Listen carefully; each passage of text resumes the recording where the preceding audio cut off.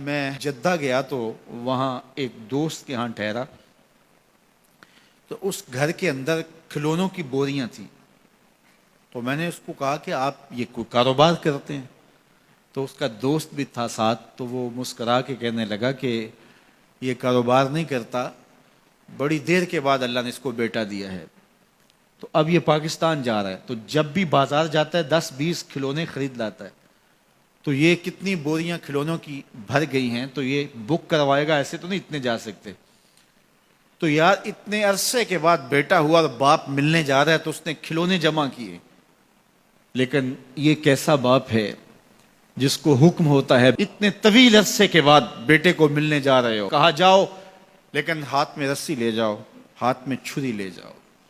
حضرت خلیل اللہ پہنچتے ہیں، اپنی زوجہ سے ملے اور کہا بیٹے کو تیار کر دو، دوست کی دعوت پہ جانا ہے۔ مانگ سجا دی جاتی ہے، بیٹے کو نئے کپڑے پہنا دیے جاتے ہیں۔ اللہ اکبر، بیٹے کو لے کر نکلے۔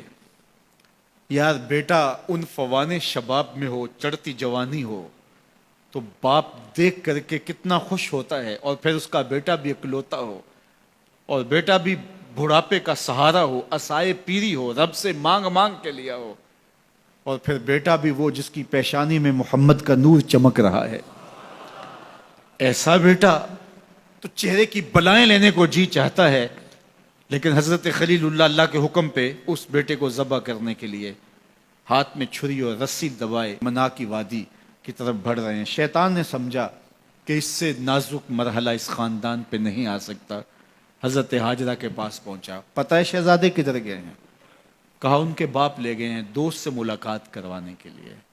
کہا نہیں، وہ ان کو ذبح کرنا چاہتے ہیں۔ کہا سوچ کے بات کر، وہ باپ ہے ذبح کرے گا؟ کبھی باپ بھی بیٹے کو ذبح کرتا ہے اور بے قصور ذبح کرے گا؟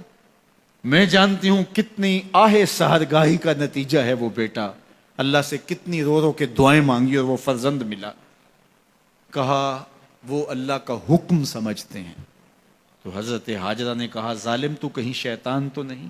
اگر رب کا حکم ہے، میری گود میں ایک اسماعیل ہے، کاش 1000 اسماعیل ہوتا، راہ خدا میں قربان کر دیتی۔ اسماعیل علیہ السلام کے پاس شیطان پہنچ رہا ہے۔ اسماعیل پتہ ہے تیرے باپ تمہیں کدھر لے جا رہے ہیں؟ کہا کہ کدھر؟ کہا کہ وہ ذبح کرنے لے جا رہے ہیں۔ کہا تم سوچ کے بات کرو۔ ان کی آنکھوں کی چمک نہیں دیکھی؟ میری طرف دیکھتے ہیں تو لگتا ہے کہ ان کی آنکھوں سے شہد ٹپکتا ہے، اور وہ مجھے ذبح کر دیں گے؟ کہا اللہ کا حکم سمجھتے ہیں۔ کہا اچھا؟ کہا ہاں۔ کہا اسماعیل کے وجود میں ایک جان ہے، کاش میرے ایک ایک بال میں جان ہوتی اور راہ خدا میں قربان کر دیتا۔ ابراہیم علیہ السلام کے پاس شیطان پہنچ کے بولتا ہے ابراہیم اللہ کو راضی کرنے کے اور تھوڑے طریقے ہیں، ضرور بیٹے کو ذبح کرنا ہے؟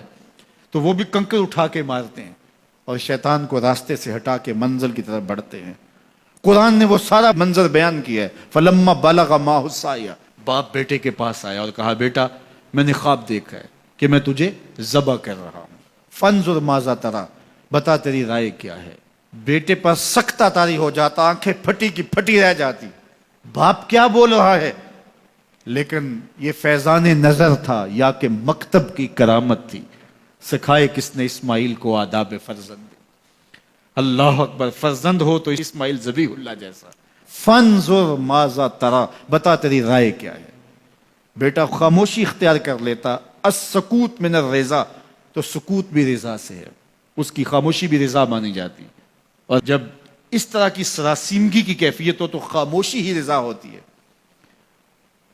بیٹا کہتا ٹھیک ہے آپ ذبح کر لیجئے، یہ بھی امتثال امر ہوتا، لیکن بیٹے نے 2 قدم بڑھ کے بات کی۔ بیٹے نے کہا یا ابا تفعل ما تؤمر ستجدنی انشاء اللہ من الصابرین۔ ابا جان ذبح کیا ہے، جو کرنا ہے کیجئے۔ یہ نہیں کہا یا ابا تذبح، ہاں ابا جی ذبح کر لیجئے۔ ذبح کا جواب ذبح سے نہیں دیا، بلکہ کہا یا ابا تفعل، اے ابا جان کیجئے، ما تؤمر، جو بھی حکم ہو، ذبح کیا جو بھی کرنا ہے کیجئے۔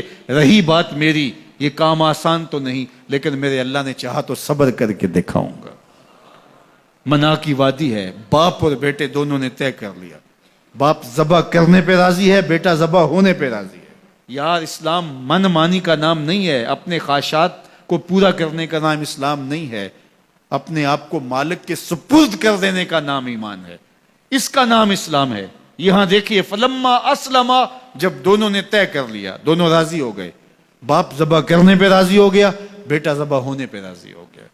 وَتَلَّهُ لِلْجَبِينِ، اور باپ نے بیٹے کو پیشانی کے بل لٹایا۔ قرآن نے وہ سارا منظر بیان کیا ہے، آنکھوں پہ پٹی باندھ لی کہ یہ منظر تو دیکھا نہیں جا سکے گا، اللہ کے حکم کی تعمیل بھی باہر صورت کرنی ہے۔ سعادت مند بیٹا بولتا ہے ابا جان مجھے رسیوں سے جکڑ لیجئے، کہیں ایسا نہ ہو کہ میں تڑپوں اور اللہ کا حکم پورا کرنے میں آپ کو دیر ہو جائے۔ باپ بیٹے کو رسیوں سے جکڑ لیتا ہے، ہاتھ میں چھری پکڑی ہے، ذبح کرنے لگتے ہیں تو بیٹا بولتا ہے ابا جان رسیاں کھول دیجئے۔ کیوں؟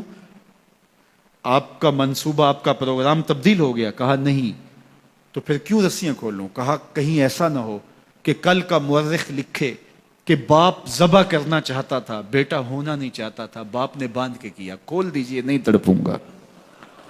رسیاں کھل جاتی ہیں، بیٹا پیشانی کے بل لٹایا ہوا ہے، ہاتھ میں چھری پکڑی ہے، منا کی وادی ہے، کارکنان قضاء و قدر کی چیخیں نکل رہی ہیں، حوریں تھرا رہی ہیں، زمانہ کانپ رہا ہے، منا کی وادیوں پر تھر تھراہٹ ہے، مالک قیامت آنے والی ہے۔ فرشتے بھی پوچھ رہے ہیں کہ مالک کیا ہونے والا ہے؟ کہا تم کہتے تھے انسان کو پیدا کر رہا ہے، سجدے تو ہم کریں گے، ذرا میرے بندے کی ادا تو دیکھو، ذرا میرے بندے کا انداز محبت تو دیکھو، میری فرما برداری، انقیاد امر اور اطاعت اور امتثال امر کی مثال تو دیکھو، ذرا دیکھو میرا بندہ میرے حکم کی تعمیل کیسے کر رہا ہے۔ اللہ اکبر، کائنات آنکھیں جھپک رہی ہے، سورج منہ چھپا رہا ہے کہ یہ منظر دیکھا نہیں جا رہا، اور منا کی وادی تھر تھر کانپ رہی ہے کہ ایک بوڑھا باپ ہاتھ میں چھری پکڑے اپنے نونہال فرزند کو ذبح کرنا چاہ رہا ہے۔ عجیب منظر ہے کائنات کے اندر۔ حضرت ابراہیم آگے بڑھے، بیٹے کی گردن پہ چھری رکھی اور پوری قوت کے ساتھ چھری کو جنبش دی۔ اللہ اکبر، لیکن ایک بال بھی نہیں کٹا۔ پاس پڑے پتھر پر چھری کو مارا، لما تقطع یا سکین، چھری کاٹتی کیوں نہیں؟ تو چھری نے آواز دیا الخلیل یامرنی والجلیل ینہانی، خلیل مجھے کاٹنے کا کہتا ہے، رب جلیل کہتا ہے خبردار ایک بال بھی کاٹا تھا۔ کہا چھری تیرا کام تو کاٹنا ہوتا ہے۔ کہا حضرت آگ کا کام بھی تو جلانا تھا، جس نے آگ کو جلانے سے روکا تھا آج اس نے مجھے کاٹنے سے روک دیا۔ اس کا یہ مفہوم بھی نکالا جا سکتا تھا کہ میں نے تو چھری چلا دی، اب چھری نے کچھ نہیں کیا تو میرا کیا قصور۔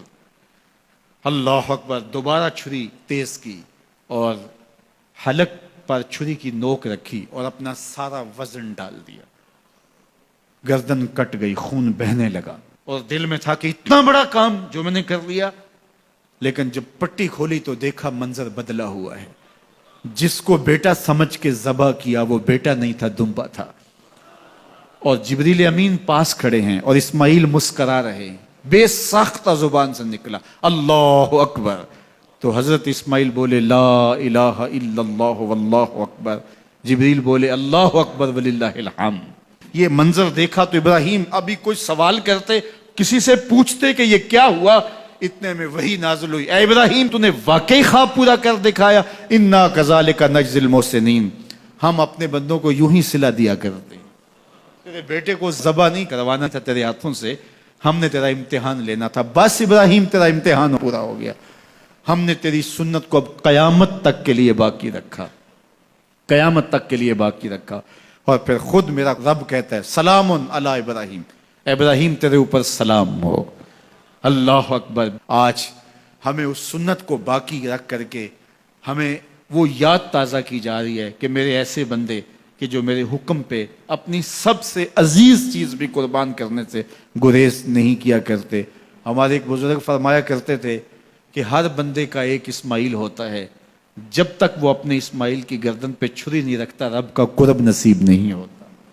تو جو تمہاری محبوب چیز ہے اس کو راہ خدا میں جب تک قربان کرنے کا جذبہ نہیں پاؤ گے تب تک تمہیں وہ منزل نصیب سعادت کی نہیں ہوگی۔